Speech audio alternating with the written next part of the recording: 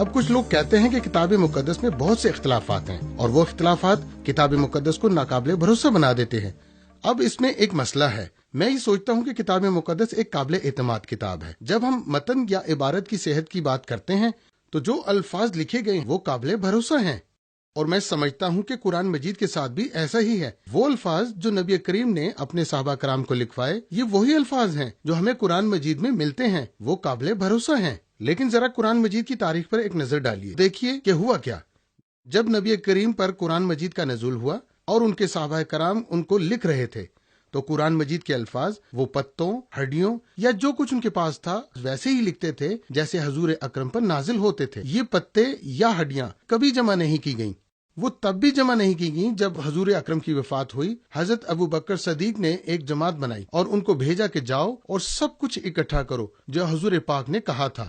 نبی کریم نے کہا اگر تم قرآن سیکھنا چاہتے ہو تو ان 4 اشخاص سے سیکھو، اور ان کو 4 افراد کے نام بتائے۔ پہلا نام انہوں نے عبداللہ ابن مسعود بتایا۔ انہوں نے کہا یہ وہ شخص ہے جس کے پاس تم نے قرآن سیکھنے سب سے پہلے جانا ہے۔ پھر حضرت سلیم، حضرت ابن جبار اور حضرت ابی بن کعب کا نام دیا۔ اب اگر ہم حضرت ابن مسعود کے قرآن مجید کو پڑھتے ہیں تو آپ دیکھتے ہیں کہ یہ آج کے قرآن مجید سے بہت مختلف ہے۔ کل 111 صورتیں ہیں، اس میں سورہ الفاتح شامل نہیں ہے، سورہ الفلق شامل نہیں ہے اور سورہ الناس شامل نہیں ہے۔ تب بھی حضور اکرم کہتے ہیں کہ یہی وہ شخص ہے جس کے پاس تمہیں قرآن سیکھنے کے لیے جانا چاہیے۔ یہ صحیح بخاری میں موجود ہے۔ سورہ بقرہ کی پہلی آیت جو یوں فرماتی ہے، ذالک الکتاب لا ریب فیہ، یہ کتاب، اس میں کچھ شک نہیں۔ پھر بھی ابن مسعود کے ساتھ دیگر کئی افراد نے اس آیت کو کچھ یوں لکھا، تنزل الکتاب لا ریب فیہ، یہ وہ کلام ہے جو نازل کیا گیا اور جس میں کوئی شک نہیں۔ اور سورہ بقرہ کے آخر میں 198 آیت میں ابن مسعود نے اس جملے کا اضافہ کیا۔ حج کے موقع پر یہ جملہ موجودہ قرآن مجید میں درج نہیں ہے۔ اسی طرح موجودہ قرآن مجید کی سورہ آل عمران کی 19ویں آیت میں ہم پڑھتے ہیں، ان دین عند اللہ الاسلام، دین تو خدا کے نزدیک اسلام ہے۔ لیکن ابن مسعود کے متن میں اسلام کی جگہ الحنفیہ کا لفظ تھا۔ ایک فرد اس طرح کے کئی چھوٹے فرق بیان کر سکتا ہے۔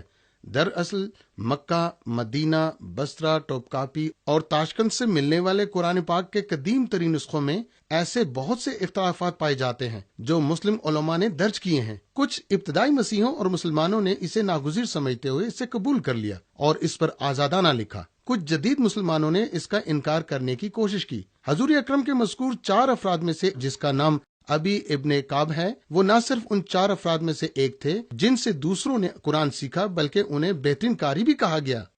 ان کا ذکر کریں تو ان کے قرآن پاک میں 116 صورتیں تھیں، اس کی 2 صورتیں موجودہ قرآن پاک میں شامل نہیں ہیں۔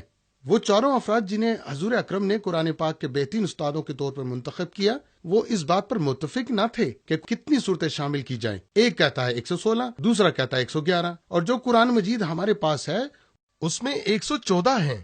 اور میں بحیثیت قرآن مجید کا محقق ہونے کے یہ کہوں گا کہ قرآن پاک کی ہر درجہ حفاظت کی گئی ہے۔ اس میں جو الفاظ لکھے گئے ہیں وہی الفاظ ہیں جو حضور اکرم نے فرمائے تھے۔ میں کتاب مقدس کے متعلق بھی یہی سمجھتا ہوں۔ چند نکات ایسے ہیں جہاں کچھ جملے اور کچھ اور شامل کیا گیا تھا جو شامل نہیں ہونا چاہیے تھا، اس میں شامل سمجھا جاتا ہے، مگر اس بات سے کتاب مقدس کے قابل اعتماد ہونے میں کوئی کمی واقع نہیں ہوتی۔ جس طرح قرآن مجید قابل اعتماد ہے، بالکل اسی طرح کتاب مقدس بھی ہے۔ اسی لیے میں قرآن مجید کے خلاف یا کتاب مقدس کے خلاف کوئی الزام نہیں لگاتا۔ میں دونوں کتابوں کے متن کو قابل بھروسہ سمجھتا ہوں، لیکن اگر آپ انجیل شریف کے خلاف چند الزامات لگاتے ہیں تو آپ کو قرآن مجید کے سلسلے میں بھی چند تلخ مسائل کا سامنا کرنا پڑے گا۔